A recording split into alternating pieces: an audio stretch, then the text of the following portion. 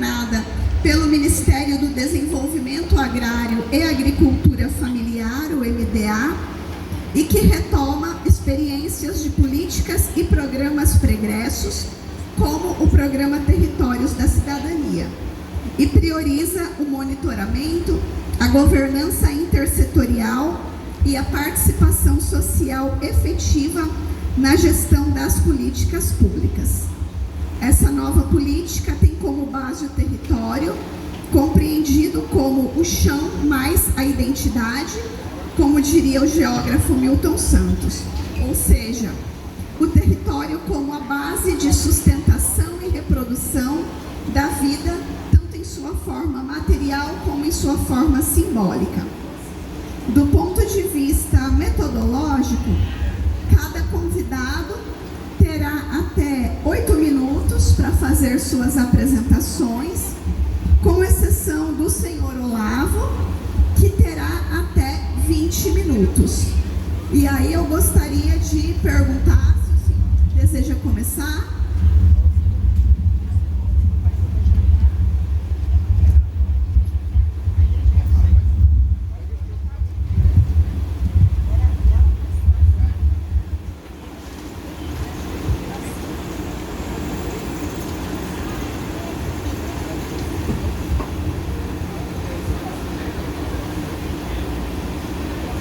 Apresentação.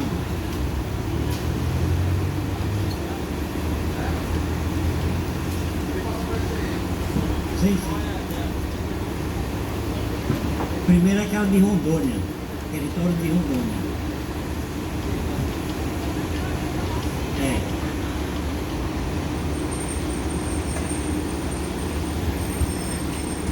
Preparando aqui. Enquanto isso, boa tarde a todos e a todas. Sou Olavo Nino, eu já fui superintendente do INCRA, delegado do MDA, né? E agora fui desafiado. Ano passado eu trabalhei também como mobilizador da terceira Conferência Nacional de Desenvolvimento Rural Sustentável aqui em Rondônia e depois na Conferência Nacional.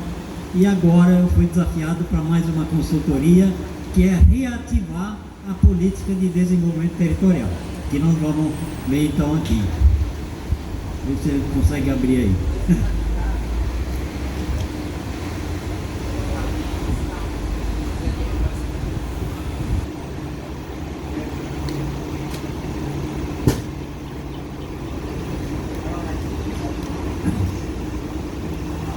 Aí. Então, essa política, na verdade, ela iniciou... Tá, isso aqui vai para frente. Essa política iniciou já na primeira gestão do governo Lula, em 2003. E, na ocasião, aqui no estado de Rondônia, pelo Conselho Estadual de Desenvolvimento Rural Sustentável, foi então mapeado o estado de Rondônia e criado 7 territórios. E nós vamos ver, Rondônia, Bahia, são acho que os únicos 2 estados que têm todo o seu território, né, territorializado em territórios rurais. São esses os 7 territórios, né? Vou apresentar de um por um aqui. Então, nós temos aí o território Madeira Mamoré, é nesse que nós estamos, aqui que envolve esses 5 municípios aí, de Porto Velho até Guajará-Mirim. Aí nós temos o território central, que pega 13 municípios lá naquela região central de Ji-Paraná. Tem o território Vale do Jamari, que pega aí esse meio aqui, pegando desde Machadinho, passando por Ariquemes até Campo Novo, Buritis. E aí tem o território Rio Machado, que é lá na região de Cacoal. E o território Vale do Guaporé, que pega lá a 429 de São Miguel até Costa Marques. E o território Zona da Mata, que pega aquela região lá de, todos acho que sabem, é muito conhecido, a região da Mata, aqui de Rondônia, que é Rolim de Moura e no entorno ali de Rolim de Moura. E, finalmente, o Cone Sul, que pega lá de Vilhena até Cabixi, Pimenteiras, todo aquele Cone Sul. Põe a outra apresentação aí.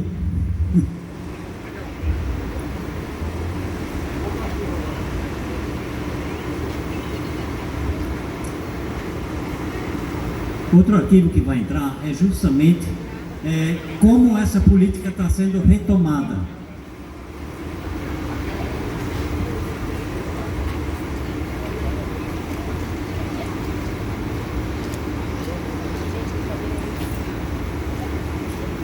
Então, a partir de agora, vai se chamar então esse programa Territórios da Cidadania. E nós vamos entender por quê. O que são os territórios da cidadania? É um programa de estratégia que visa o desenvolvimento territorial sustentável, com foco em quê? Para desenvolver agroecologia, acesso a políticas, redução da pobreza rural e adaptação climática, e o bem viver no campo. Territórios como unidade de planejamento e integração de políticas públicas. O território visa, então, cada território desses vai promover a integração de políticas públicas, seja tanto do governo federal, estadual, como os municípios que estão envolvidos em cada território. Como é que vai funcionar essa estrutura? Então, o MDA está completamente envolvido com essa política. O CONDRAF, que é o Conselho Nacional de Desenvolvimento Rural Sustentável, e as principais secretarias, na verdade, todas as secretarias que tem dentro do MDA, estão envolvidos com essa nova política, quer dizer, a retomada dessa nova política. E nos estados vai ter, então, o que nós chamamos de CODETER, que é os colegiados de desenvolvimento territoriais rurais sustentáveis. E dentro dos colegiais vai ter as comissões temáticas, que nós vamos ver quais, um pouco mais à frente, como é que entram essas comissões temáticas. Para ter aquilo que eu falava, a trajetória. Em 2003, começou então com a criação do MDA, criando o PRONAT e PROINF. São programas de financiamento, era recurso que ia diretamente para os territórios. Definir, vamos supor aqui, o MDA destinava 2 milhões para o território Madeira Mamoré. Então era o colegiado que decidia aonde que seria melhor investir esses 2 milhões. Agora não vai ser mais assim. Vai ter, todas as políticas vão convergir para dentro dos territórios. E não só do MDA, também do Ministério do Meio Ambiente, do Ministério Indígena, enfim, todos os ministérios que têm ligação com o campo vão estar envolvidos nessa nova configuração política.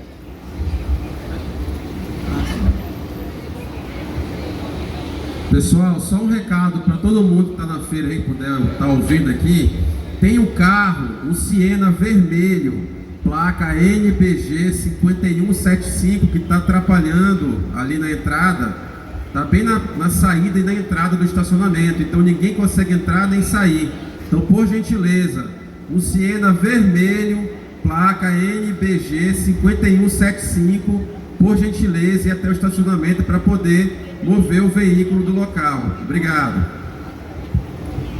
Então, essa política em 2008 foi, digamos, já houve uma melhoria, onde foram criados alguns territórios chamados Território da Cidadania, que tinha uma convergência de políticas maior, E depois, essa experiência foi acumulado até 2016. 2016, como todos nós sabemos, houve uma mudança de governo no país, o governo Temer e depois o governo Bolsonaro, que não só acabou com essa política, na verdade acabou com o Ministério do Desenvolvimento Agrário, MDA. Então essa política ela ficou praticamente extinta. E na conferência do ano passado foi uma das reivindicações muito fortes que essa política voltasse. Então o governo Lula, para atender essas reivindicações, decidiu então e determinou que o MDA retomasse essa política dentro de uma nova configuração e que abrangesse o máximo de políticas públicas para os territórios. E que tem então foco em governança territorial e monitoramento, e articular territorialização das políticas do governo federal. Está aí. todas as políticas do governo federal devem convergir para essa política de desenvolvimento territorial. Antes, como eu já falei, era diferente, que tinha o PROINF. Então, quais os pilares centrais hoje? Visando, lembra lá atrás que falou da agroecologia? Então, a produção de alimentos saudáveis, o painel que nos antecedeu aqui, que deu esse enfoque da importância da agroecologia. Então, os territórios vão trabalhar muito fortemente nessa perspectiva e, evidentemente, garantindo a participação social. É fundamental que nós vamos ver logo em seguida como é que vão ser compostos esses colegiados e a diversificação das fontes de recursos. Isso que eu falei, os diversos ministérios participando dessa política. Novamente, né, a integração setorial das políticas públicas, o desenvolvimento territorial sustentável e a participação social em governança. Como é que quais os objetivos estratégicos para alcançar isso? Então, fortalecer os colegiados. Nós vamos ver em seguida como é que vão ser compostos esses colegiados. Desenvolver capacidade, habilidades institucionais. Aí o IFRO entra com toda a força, né, a universidade, enfim, todos os institutos e entidades que trabalham com a questão de planejamento, de monitoramento, de capacitações enfim, e transformarem com o território em plataforma de coordenação de investimentos. Se vocês entrarem no site do MDA, vocês vão ter lá a plataforma territorial. Lá vão constar todas as políticas que vão sendo implementadas através do território. E então essa política está sendo retomada através do Conselho Nacional, CONTRAF, e os colégios territoriais.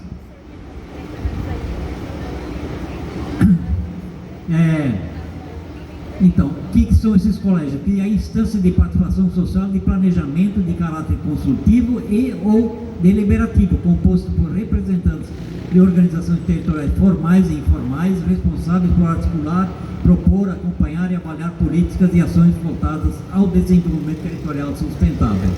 Então, visando quais os principais? A gestão, articulação e monitoramento. Aqui que está, a composição que tem que ter os colegiados. Paridade. Dentro dessa paridade, quer dizer, 50% de sociedade civil, 50% do governo, seja do governo federal, estadual, municipal e 50% da sociedade civil. Dentro dessa composição, desses 100%, vamos dizer, de 50% da sociedade civil e 50% do governo, tem que fazer essa composição aqui, no mínimo 50%, dentro do colegiado tem que ter no mínimo 50% de mulheres. Entre elas, também a questão da raça, né? Então ter no mínimo 30% representado por populações indígenas, negros, quilombolas e populações e comunidades tradicionais, enfim, tem que ter no mínimo essa. Outra composição importante, a valorização dos jovens, né, e a questão da sucessão rural. Então, no mínimo, esses colégios têm que ter uma participação de 20% de jovens e a garantia também do espaço para a população LGBT, que ia mais, e integração urbano-rural. Também pessoal do meio urbano que está interessado nessa política, então também tem que ter o espaço de poder participar. Bom, já assim, dentro desse colegiado, então, tem que ter no mínimo 3 comitês temáticos. Aqui tem uma sugestão de 8. Pelo menos dentro dessas 8, pelo menos 3 tem que ter em cada território. E pode ter outras novas, por exemplo, o que nós discutimos hoje de manhã, a questão das cooperativas. Então, tem um comitê, por exemplo, que vai cuidar, que não está sugerido aqui. Então, cada território tem autonomia de criar 3, ou quantos comitês forem necessários, mas no mínimo tem que ter 3, e entre elas, quer dizer, essas ou outras, né? Bom, as parcerias estratégicas, lá no caso do Nordeste, tem o programa Dom Helder Câmara, que está totalmente envolvido nessa política, e o programa também lá no Nordeste tem o programa territorial, já também a Bahia, sobretudo, tem muito, e as universidades federais e os institutos federais estão aqui também envolvidos nessa estratégia. Quais os avanços que já foram, digamos, estão sendo alcançados? Uma é a gente chama de revalidação e homologação dos territórios. Os territórios que existiam, eles têm que novamente fazer o colegiado e fazer a revalidação e pedir para ser homologados pelo contrato, pelo Ministério do Desenvolvimento, para ter um reconhecimento legal. E aqui no estado de Rondônia, nós, como já falei, nós temos 2 que já fizeram o seu dever de casa. O território Madeira Mamoré, que foi o primeiro, foi ano passado, também no final do ano passado, o território central. Então, dos 7, nós temos 2 já revalidados e homologados. Vamos agora trabalhar para que os outros 5 também alcancem essa categoria, para a gente poder implantar os colegiados e desenvolver as políticas, e cada território terá também o seu plano de desenvolvimento específico de cada território. E aí nós contamos muito com o IFRO, para revalidar os planos que havia e fazer planos onde não tem. A limitação, qual é? Como esse programa está sendo implantado agora, não foi previsto lá atrás um orçamento. Então o orçamento está bem apertado, digamos, para implementar essa política. Mas deve melhorar significativamente a partir do ano que vem, e as necessidades institucionais contínuas para que esse programa tenha continuidade. Então essa é uma preocupação, são desafios. A reativação e fortalecimento dos colegiados e a reafirmação da importância dos contextos eleitorais, ou seja, a depender do governo que nós tivermos aí, vai ter uma melhor ou até extinção novamente dessa política. Vai depender disso. Aqui o Ministério, então, se vocês entrarem no site, lá vai ter a plataforma dos territórios da cidadania. Por que é importante? Porque qualquer cidadão que entrar aí vai ter, por exemplo, aqui, como eu estou coordenando esse programa aqui, tudo que for acontecendo em cada território, eu vou lançar nessa plataforma. Então qualquer cidadão de qualquer lugar vai poder saber o que está acontecendo em cada território. E nós queremos avançar muito aqui. Então é isso. Então tem essa plataforma, e aí aí embaixo você pode, para mais informações, acesse o meu território. Qual é o território que você quer olhar? Você pode não só olhar aqui de Rondônia, qualquer território homologado do país, você pode entrar lá e ver o que está acontecendo. Então isso aqui é a área de abrangência, os territórios que já existem hoje. Então são 185 territórios que estão no país, que estão ativos, que envolvem 3.016 municípios, 40,4% a área do território, 74 milhões de pessoas envolvidas, 18,9% população rural e 67% de pessoal ocupado na agricultura familiar. Então esse é o contexto e aí nós temos os territórios nas regiões, em todas elas, sendo feito esse trabalho. Então é isso, muito obrigado, e qualquer coisa podemos responder depois.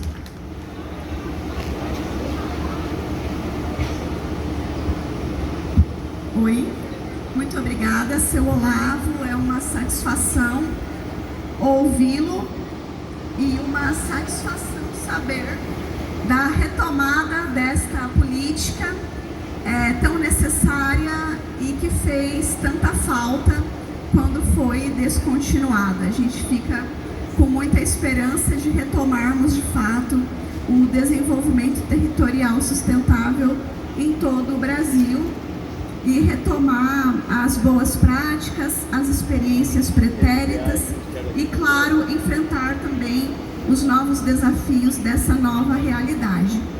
Bom, eu gostaria então de passar agora a palavra para o querido Elivar Caritiana, líder do povo caritiana, que vai nos falar também sobre a defesa do território.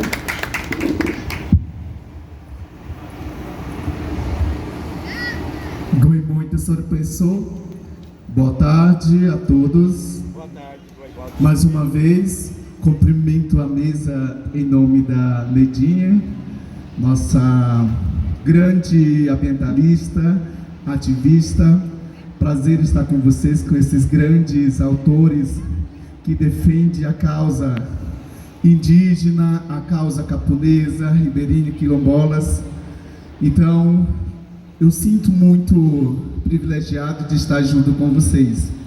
E nesta tarde, cumprimento a equipe organizadora desse evento tão maravilhosa, tão importante, em nome da professora Xênia. E os meus amigos, parentes que estão na feira, não tenho como citar os nomes, tem várias etnias nessa feira, os expositores indígenas. Bom, quero dizer nessa tarde para vocês, essa feira eu tenho participado há muito tempo, desde primeiro, segunda e a terceira agora, que vem mais avançado, né? Cada vez mais melhorando essa feira. Então, dentro do território, como eu disse hoje de manhã, e nós precisamos desse tipo de políticas públicas, chegar na comunidade, professora Nedinha, você é conhecedora da nossa dificuldade, dos povos indígenas, e também eu acompanho também a dificuldade das pessoas, das comunidades do campus, e onde eu acompanho a liderança da equipe do CPT, tem entrado nos campos também, professora, para acompanhar a dificuldade das pequenos agricultores dentro das comunidades ribeirinhas, quilombolas. No último evento que nós tivemos, foi lá no São Francisco de Guaporé, e onde a comunidade precisa de atendimento, precisa de apoio técnico com relação à agricultura familiar, né, minha amiga? Como nós estivemos lá. Então é importante essa feira para nós estarmos aqui para divulgar o nosso trabalho também. É importante, muito importante essa feira. E a nossa deficiência muito grande é acompanhamento técnico dentro do território. E o Lava bem colocou aqui, bem claro, que a gente precisa dessas políticas públicas chegar até a aldeia. Então eu vejo, acabei de falar com a professora Xênia, que primeira vez no evento de agricultura familiar, o povo indígena está tendo a oportunidade de dizer a sua dificuldade dentro dos seus territórios. E dizer também, e falta muito apoio políticos, e falta muito apoio do governo do estado e também do município dentro do território. Não é falta de encaminhar documentos. A gente vem encaminhando documentos para eles e até então a gente não tem resposta positiva para dar esse apoio. Se nós tivéssemos hoje o apoio logístico através dessas esferas, nós estaríamos colocando nossa produção aqui dentro dessa feira tão importante, e onde nós temos mamão de qualidade, e onde nós temos batata de qualidade, para trazer para cá alimentação sem veneno. Então, eu agradeço, só tenho a agradecer organizadores desse evento tão importante, né, professora? É muito importante. Então, muito agradecido, e nunca a gente, junto com meus parentes que estão aqui presentes, eles são vítimas de estar sofrendo dentro do território com falta de atendimento técnico para acompanhar a sua produção de qualidade, para ter uma produção de qualidade dentro do seu território. É isso que está acontecendo. Mas digo aqui no Caritiana, onde que é o meu povo, e hoje nós temos 7 aldeias, e o povo da aldeia Caracol, que é atendido pelo PAA indígena, está fazendo a diferença, está levando o povo caritiano dentro do estado, uma grande diferença em onde que o povo caritiano está mostrando que tem a sua produção, que está vendendo seu produto. Então isso é super importante. Se hoje a equipe falasse assim para mim, ele vamos buscar sua produção, não teria como.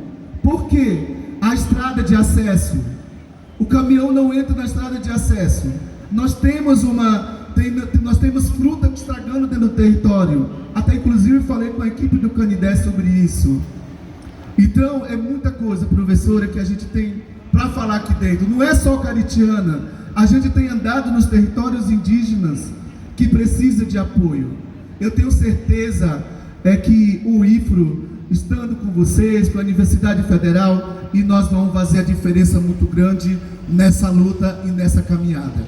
Então, o IFRO foi sempre o parceiro, o IFRO está trazendo sempre apresentação cultural, mostrando que o Rondônia tem a sua cultura, mostrando que o Rondônia tem povos indígenas, mostrando que Rondônia tem povos indígenas com as suas culturas, que as suas tradições vivas. O IFRO está fazendo isso. No mês passado nós tivemos um festival aqui, foi muito bom também, realizado pelo professor Tiago Lins, que é nosso amigo também, que empenha de fazer a diferença dentro da universidade, né, professora? Então, eu tenho muito a dizer assim, muito obrigado a todos vocês, porque não há como eu ser agradecido com essas autoridades, muitos tão importantes, de sucessos, famosos, né? Então, eu sinto muito privilegiado de estar junto com vocês como liderança e nessa caminhada nova como presidente da Associação do Povo Caritiana. Então, esperamos que cada vez mais a gente melhorar esse evento tão importante. Muito obrigado a todos. Muito obrigada, Elivar. Com certeza a presença, a resistência dos povos indígenas é fundamental para qualquer perspectiva que tenhamos não só de desenvolvimento econômico sustentável, mas de sobrevivência humana. E a conservação das terras indígenas é uma questão que está na ordem do dia, é uma questão crucial para que a gente possa avançar na produção e na distribuição de alimentos saudáveis, agroecológicos e na construção de ensinamentos sobre como produzir a partir de uma lógica que não é essa lógica destrutiva do mercado. Então, muito obrigada, Elivar, e parabéns a você e ao seu povo pela sua luta. Gostaria agora de passar a palavra para a querida Neidinha Suruí, Neidinha Bandeira, que também está aí há mais de 30 anos na defesa de territórios aqui em Rondônia. Boa tarde a todo mundo que está na feira. Boa tarde. Eu sei que está todo mundo sentado aí nas suas banquinhas, então é super importante a gente estar ligado nessa feira aqui. Se fosse uma feira do agronegócio, ia estar lotado, mas é uma feira de pessoas que tratam a natureza com responsabilidade. É uma feira de pessoas que tratam a saúde da população com responsabilidade. E isso foi muito dito pelo companheiro Elivar, pelo companheiro Olavo, né? E só quero agradecer aqui ao IFRO, a professora Xênia, por ter nos convidado para participar.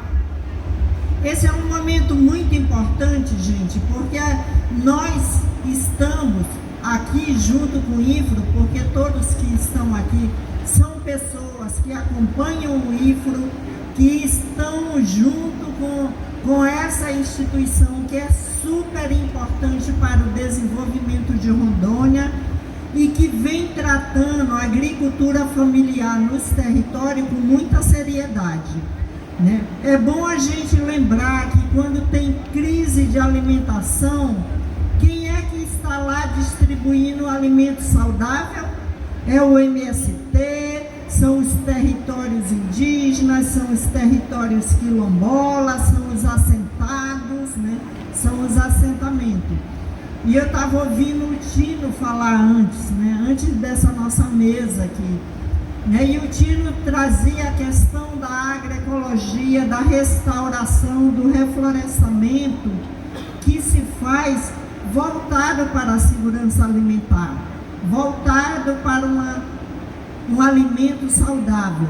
E se a gente pensar que se o apoio que é dado ao Plano Safra fosse dado à agricultura familiar, a gente ia ter uma produção muito maior e mais gente sendo atendidas, né? Mais família sendo atendida e havendo equidade na repartição de rendas e benefícios. E isso é muito importante a gente atentar, porque é uma obrigação nossa, de todos nós, né, atuarmos no sentido de valorizar o produto da agroecologia, valorizar os produtos que vêm do território. E importante, se você andar a feira, né, quando eu cheguei eu fui andar a feira primeiro. Se você andar na feira, você tem de tudo, gente. Você tem desde a moda ao alimento, você tem ao artesanato, você tem as artes, você tem cultura, mas você tem principalmente uma coisa: solidariedade nessa feira, solidariedade. E você tem a academia, porque o que o IFRO está fazendo é a academia se juntando a quem produz, e a quem produz de forma sustentável, a quem produz com qualidade, a quem produz pensando no outro.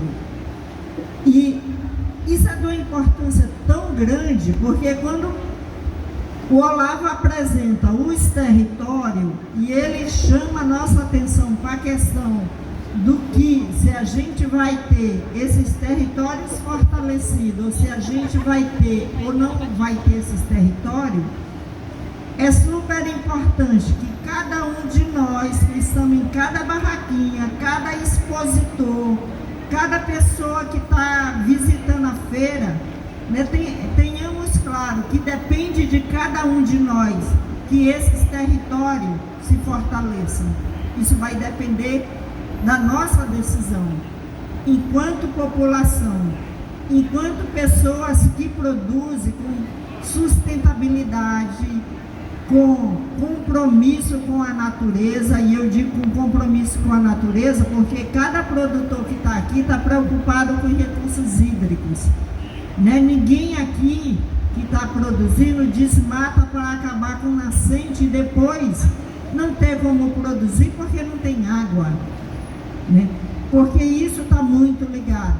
E os territórios indígenas, os territórios quilombola, os assentamentos, né, e os pequenos agricultores, o movimento sem terra e os movimento agroecológico, eles são comprometidos com uma agricultura que esteja harmonizando o homem e a natureza, gerando renda e emprego e qualidade de vida e bem viver para todos.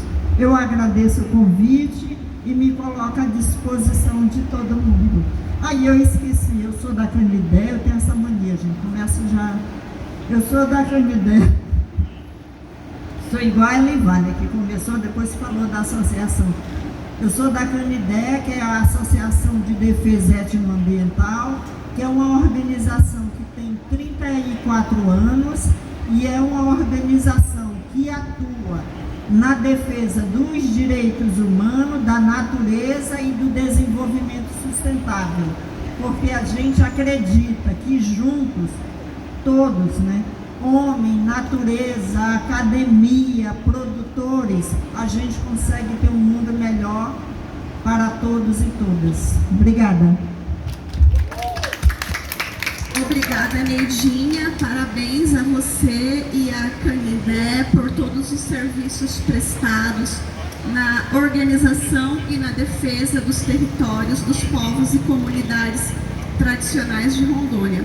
Quero aproveitar o ensejo para agradecer e registrar a presença da Kim Suruí, da Thaís, eu me esqueci o nome da outra moça, Tiago Lins, Roberta e Thales, meus ex-alunos e agora parceiros de pesquisa, professora Maria Penha, agradeço a presença de todos vocês e passo agora a palavra para a professora Leidiane Felski, que tem estudado uma questão muito específica deste território, que é o circuito espacial da mandioca, ou a cadeia produtiva da mandioca. Professora, fique à vontade. Bom, todo mundo levantou, vou me sentir obrigada a levantar.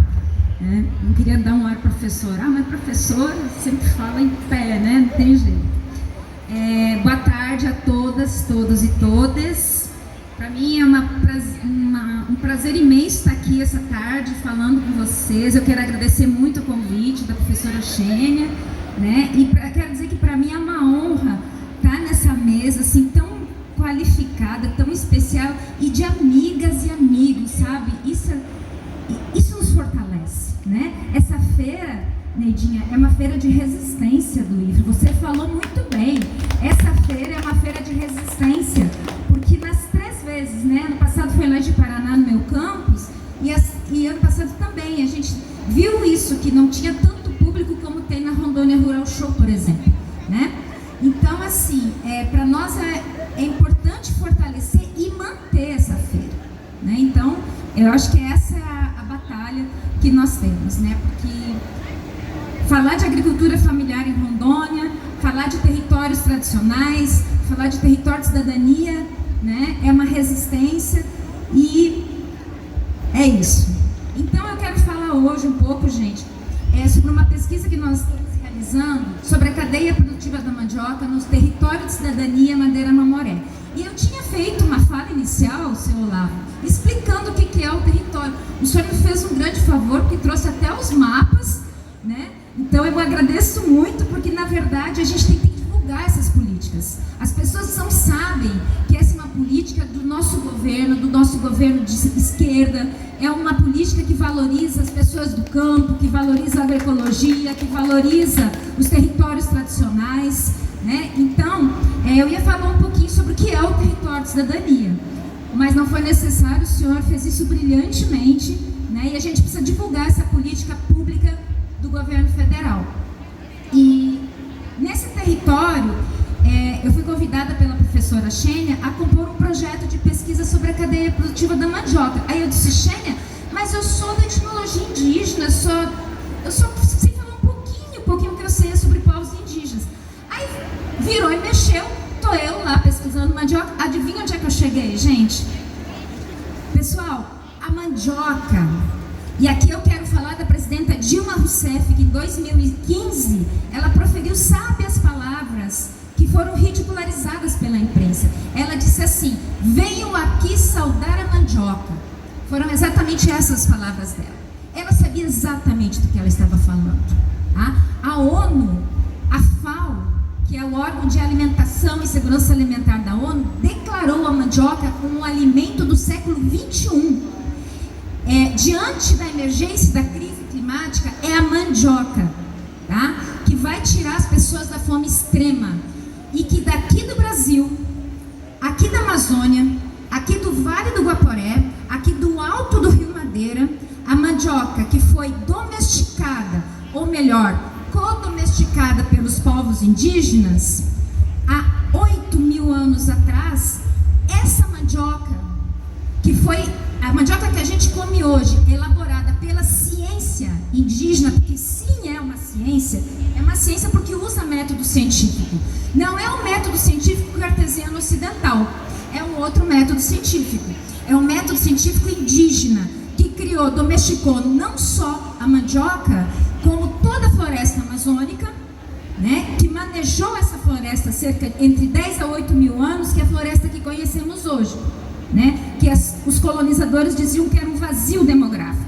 E isso foi uma estratégia usada para dominar esse ambiente. Mas, voltando ao assunto inicial, eu estava dizendo isso para dizer o seguinte, que a mandioca, então, daqui, do nosso estado, tá? Brasil, Bolívia, Alto Rio Madeira, a península,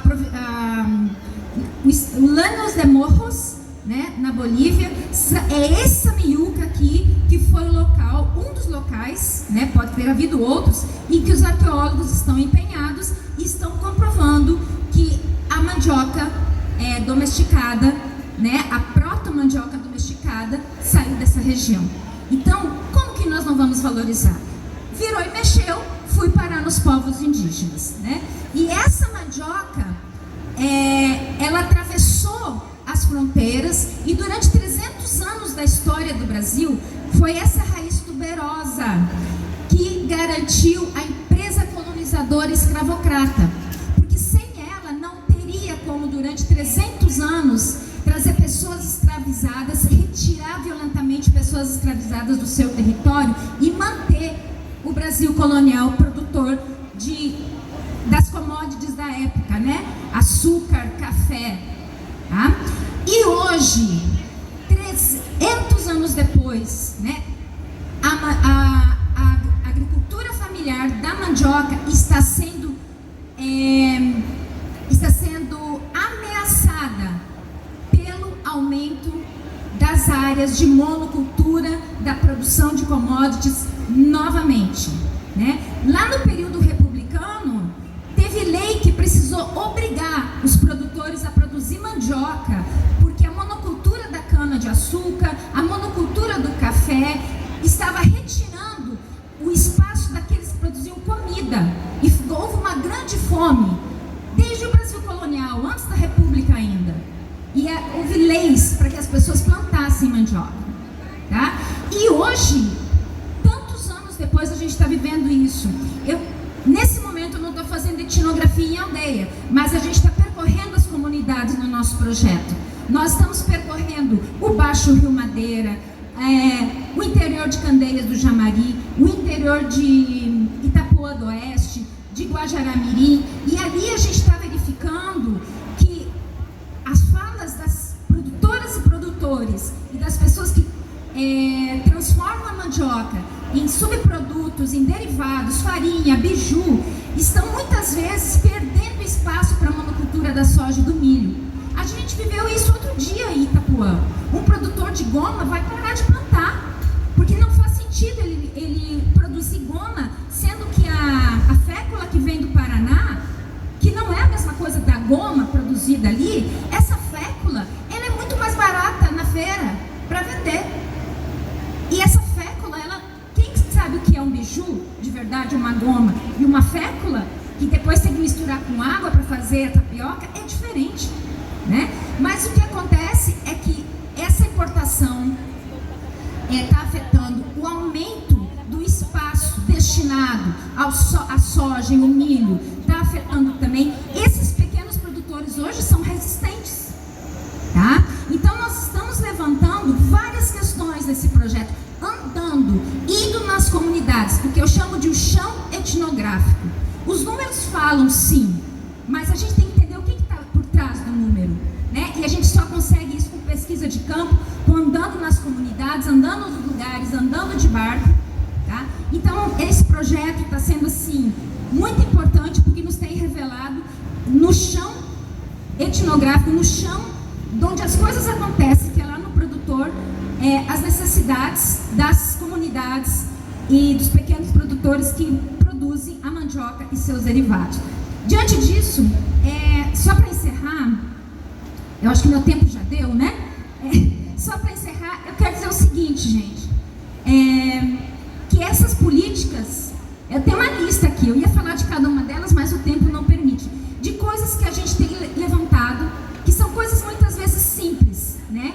Que vão estimular esses produtores, essas produtoras, esqueci de falar, as mulheres são as protagonistas da cadeia produtiva de mandioca no território de cidadania Madeira Mamoré, né? São inúmeras mulheres que são presidentes de associação, tá? São elas, na sua grande maioria, que têm levado tesoureira das associações de produtoras e produtores rurais, né, de mandioca, enfim.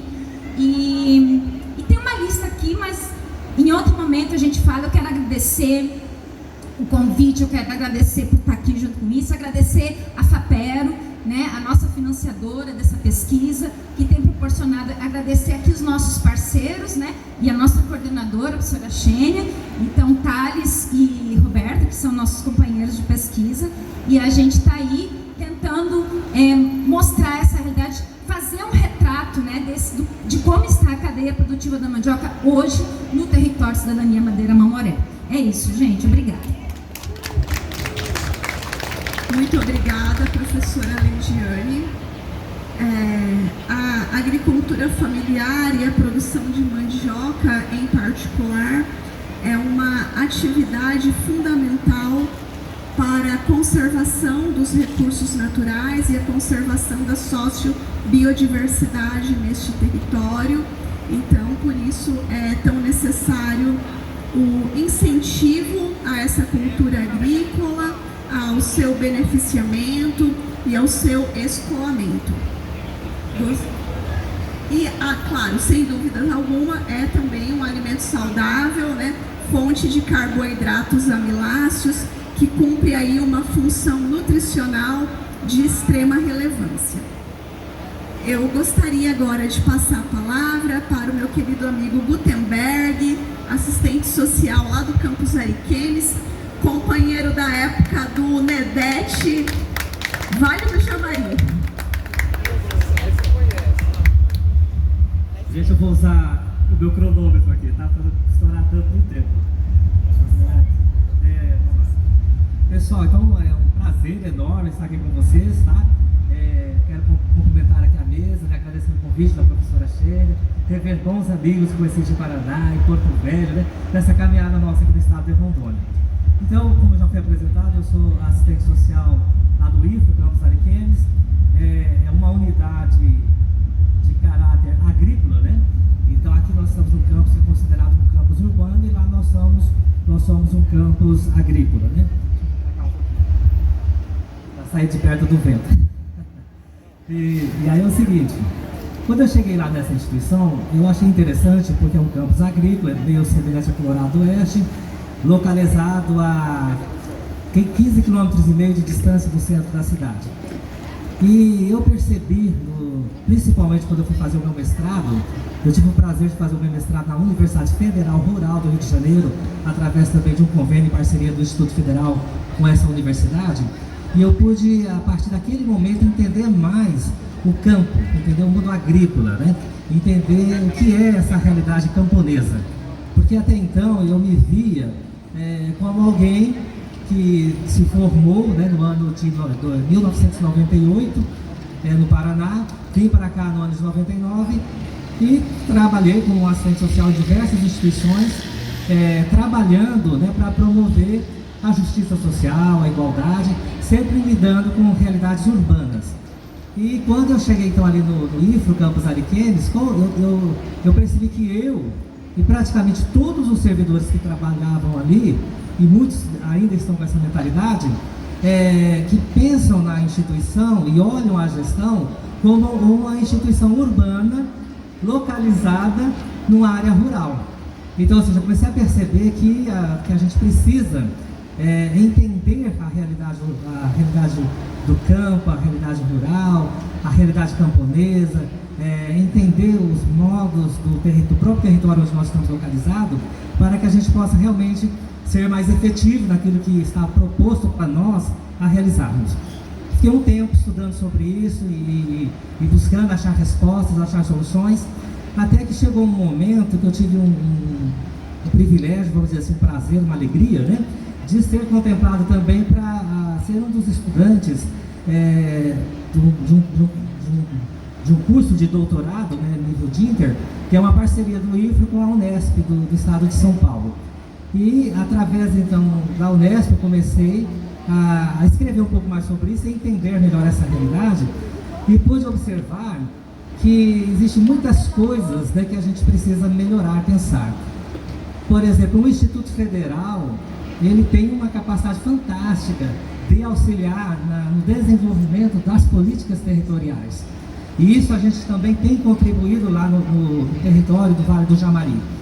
E trabalhar no sentido de procurar conhecer os municípios, a conhecer a realidade de cada município, a conhecer o próprio estado de Rondônia, a história do estado de Rondônia, a história da Amazônia, a história do Brasil, porque existe um processo de ocupação territorial, tanto no nosso país, na região amazônica, como no território de Rondônia, como lá no Vale do Jamari, onde eu estou estudando, que sempre privilegiou aqueles que detêm a classe hegemônica, que detêm o poder. Isso vem lá do período colonial, passa pelo Império, passa pela República, né? E até chegar aos dias atuais. A gente percebe que sempre o poder hegemônico criou estratégias para que as classes populares não tivessem acesso às políticas públicas, que elas não tivessem acesso, por exemplo, ao conhecimento. E a gente percebe também que a porta de entrada das políticas públicas é exatamente a educação, exatamente o aprendizado, o ensino, o entender como as coisas funcionam. E não é por um acaso, se a gente vai perceber que no Brasil, durante 1930 e alguma coisa, que as mulheres passaram a votar no país. A gente percebeu, por exemplo, que lá naqueles períodos mais primórdios, óbvio que os escravos não podiam votar, só quem podia votar eram os senhores proprietários de terra. E aí acabou a escravidão, né, foram jogados, não tiveram nenhuma política de assistência, as políticas governamentais da época foram atender aos imigrantes, né, que estavam chegando da Europa, principalmente na região sul do Brasil, e essas classes populares, né, descendentes de escravos, sempre ficaram a ver navios. E o Brasil foi então se desenvolvendo, ocupando a sua terra, que começou pelo Nordeste, empurrando, né, a sua população que vai então para a região Sudeste, do Sudeste vai para o Sul, do Sul vai para o Centro-Oeste, do Centro-Oeste vem para cá, para Rondônia, Amazônia, a última fronteira, né? E aqui, o que a gente percebe, né? Essa grande, ou seja, aqueles mesmos problemas que o Brasil enfrentava lá nos primórdios, né, de 1500 e alguma coisa, 1600 e alguma coisa, ainda continua enfrentando. Ou seja, um Estado que favorece estampadamente, né, a classe dominante, né, e que os interesses da classe dominada é criado, é conquistado com muito esforço, com muita garra, com muita determinação. Nada vem de graça, sempre requer muito sangue, suor e lágrimas. E eu vejo então essa feira, que eu quero parabenizar todos os organizadores, porque eu vejo assim, contemplando ela, essa é a primeira feira desta daqui que eu participo, e eu vejo aqui que ela é um canal de participação popular. Eu acho bonito, interessante que as pessoas estão ali comercializando seus produtos, estão oferecendo. Lá tem algumas conquistas de equipamentos que estão sendo trazidos para algumas associações. E durante 24 horas, ou pelo menos, né, durante a manhã, tarde e noite, né, estamos aqui trabalhando, falando e criando um canal de participação popular, ouvindo esses clamores da população, ouvindo os clamores de diversos segmentos, né, e entendendo que as políticas públicas precisam alavancar, elas precisam ser melhoradas. Eu, como um servidor do Instituto, eu vejo como que as políticas de acesso e de permanência precisam ser melhoradas. E aí o que acontece? Eu vi hoje a sua fala pela manhã, me chamou muito a atenção, porque num projeto que eu venho desenvolver, que 10 minutos não dá tempo de falar, né? Mas assim, pensar na outra oportunidade, esse projeto, a gente está trabalhando justamente a necessidade do território da cidadania existir, funcionar, a necessidade das políticas públicas alavancarem, crescerem, se desenvolverem. E aí a gente precisa assim, que essa instituição, essa bela instituição que, imagina se fosse no governo anterior, se ia existir isso aqui, tá? Para quem acha que não foi o PT que fez, não foi o Lula que fez, só uma reflexão do que aconteceu naquele período trevoso que nós enfrentamos aí, né? E aí, minha gente, o que acontece, né? A gente precisa criar situações que as pessoas possam chegar às instituições de ensino, seja nas universidades, nas instituições públicas, e para elas acessarem, existe uma política que a gente precisa desenvolver ela, que é a que a gente chama de o letramento digital. Então, o que é o letramento digital? As pessoas precisam conhecer melhor os sistemas informatizados, porque hoje tudo é informatizado, há uma revolução tecnológica.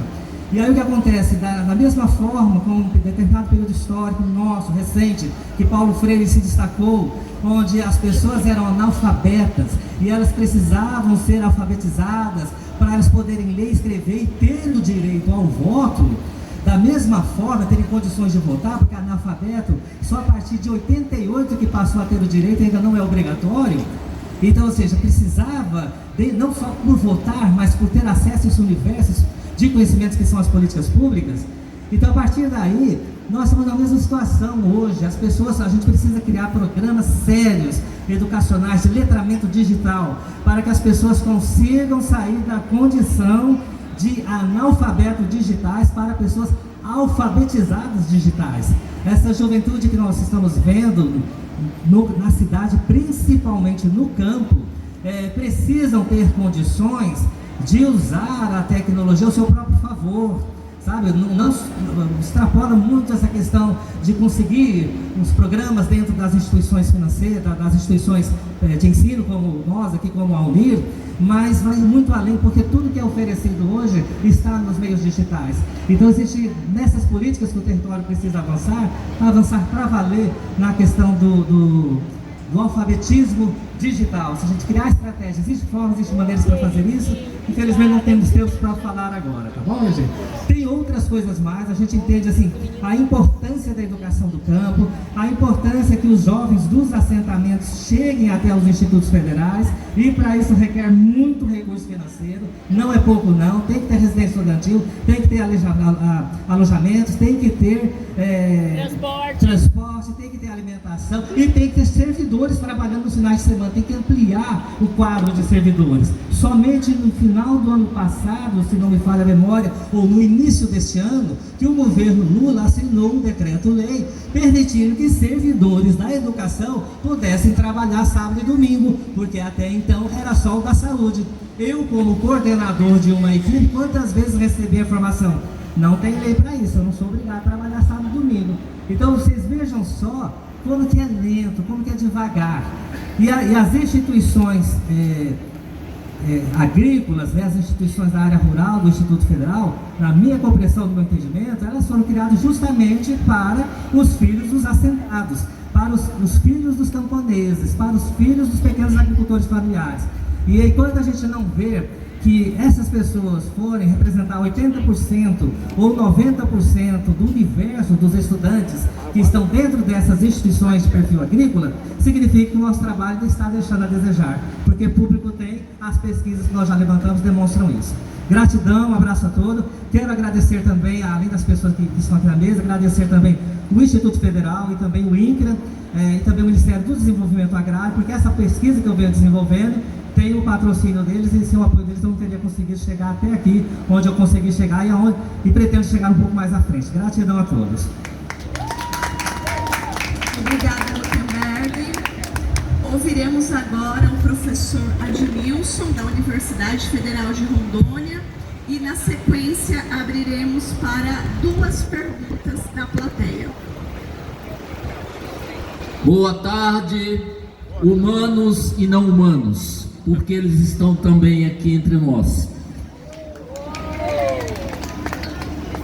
Eu fico muito agradecido pela professora Xênia por esse convite, porque ele fala exatamente da gente. Falar de território é falar de identidade, das múltiplas identidades que formam esse país. Eu, como filho do universo, filho da terra, e da terra eu devo tudo a ela. Sou filho de agricultores, na época se chamava lavradores. Eu cheguei nesse estado aqui criança, quando Rondônia era floresta, quando a gente podia tomar banho nos rios, quando podia adentrar na floresta e encontrar frutos. E vi exatamente como a maioria viram, os espíritos sendo tombados, os espíritos das árvores, para dar lugar aos outros espaços. E nessa construção, eu lembro que a gente andava muito nas vicinais, ninguém nem precisava pedir nada para os outros, porque ali você tinha laranja, você tinha uma série de frutas altamente saudáveis. Ninguém negava para ninguém. Então havia uma coisa que a gente poderia até falar naquele momento que parecia até a terra sem males. Mas claro que tudo muda. E esta mudança hoje, eu já quase na casa dos meus 60 anos, eu batendo isso, eu olho com ao mesmo tempo saudade e muita tristeza. Porque eu lembro que quando chego aqui de Vilhena a Porto Velho, você tinha de um lado, o outro era floresta. Hoje o que a gente tem é pastagens que estão sendo substituídas pela soja e o veneno matando a terra, nos matando. Raramente você vê uma árvore. E isso tudo tem um preço e nós vamos pagar, já estamos pagando por isso. A castanheira já não produz mais porque falta-lhe chuva. O solo está contaminado, a temperatura sobe. O que antes era diverso, que se plantava o arroz, o feijão, o quiabo, a abóbora, você não vê mais isso. Ou seja, nós, mesmo aquilo que nós cultivávamos, nós estamos nos tornando pobres. E a nossa soberania alimentar vai para o espaço, porque nós estamos cotidianamente comendo veneno. Os peixes estão contaminados. Então tem um dado aqui de 2 anos atrás que foi feito na região do Rio Machado, que 97% dos peixes estavam com problemas. Contaminação por agrotóxico ou por mercúrio. Então nós, os seres humanos, estamos cavando a nossa própria desgraça. Mas por outro lado, feiras como essa, já foi falado da resistência, resiliência, marca a nossa, eu chamo de teimosia, mas uma boa teimosia. E digo o seguinte: se você ter 10 centímetros na tua casa de terra, plante um pezinho de couve, plante um pezinho de cebolinha, porque isso dá garantia à soberania alimentar. Nós não precisamos de muito. Se cada um fizer isso, além do preço baixar no supermercado, a gente com certeza vai comer algo que é saudável, que é saúde, porque a alimentação é mais do que isso, mais do que medicamento. Ela nos renova o espírito, e faz com que a gente resista. Eu, como filho de agricultor, e já entrando quase na atividade, como se diz, tá? Eu tenho um pequeno espaço de terra, um fundo de quintal. Mas nesse fundo de quintal eu planto a minha banana, eu planto a goiaba, eu planto umas plantinhas que dá. E ela, naquele pequeno espaço, dá para alimentar a minha casa como um todo e os vizinhos em volta. Então, eu também, volto às origens de botar a mão na terra e acreditar que é possível resistirmos. Então, eu agradeço aqui o espaço, agradeço os colegas, aprendi muito com os nossos ribeirinhos, aprendo muito com os nossos agricultores familiares, mas aprendi muita coisa do que eu sei, e não é tanto assim, mas é o suficiente com os nossos parentes indígenas, pelos quais eu tenho maior respeito a todos esses povos que são resistentes e fazem resistência. E ao Olavo, eu quero dizer também que, de algum modo, eu participei diretamente na construção do território do Vale do Jamari.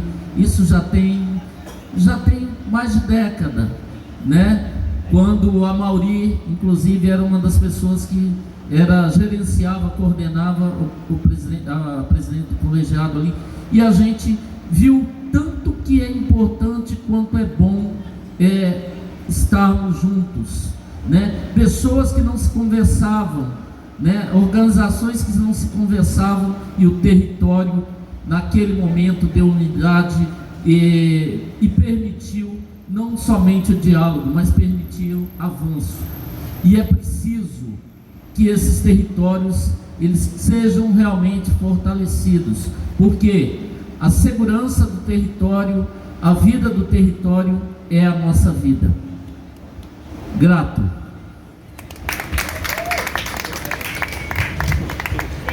Muito obrigada, professora Edmilson. Nós vamos abrir agora para 2 perguntas. Se alguém tiver pergunta, pode pegar o microfone aqui. Alguma questão?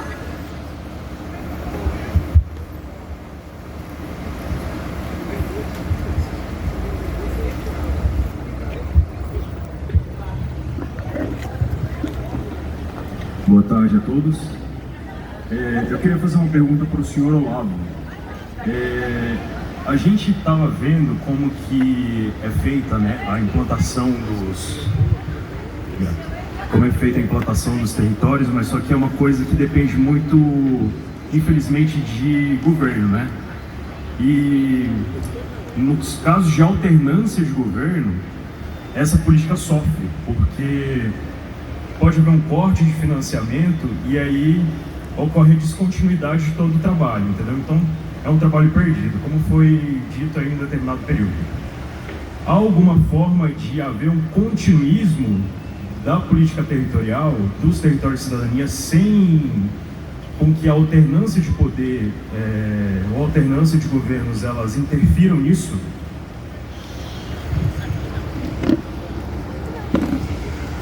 Mais alguém?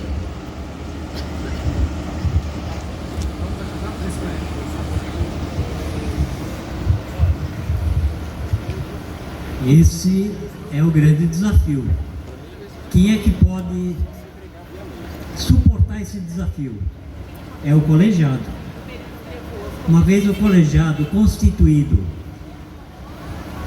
assumindo a sua responsabilidade, então seja o governo que for, né, que venha assumir. Se o colegiado quiser manter, acha importante essa política e quiser manter, ele vai manter. Então é esse reconhecimento e, digamos, a força vai estar nesses colegiados. Independente, evidentemente que a exigência ali, como foi falado, é de 50%, né, de poder público, 50% da sociedade civil. Mas nós temos, quando, digamos, o governo do Estado não der importância, mas eu acho que ele não vai desprezar de uma vez, mas muitos municípios vão estar e tem muitos órgãos federais que podem suprir isso. Então, eu acho que os professores do IFRO, da UNIR e tantos outros órgãos federais vão poder se envolver e contemplar essa exigência dos 50%. Obrigada, Olavo. Obrigada, Thales. Mais alguém? Alguma outra pergunta?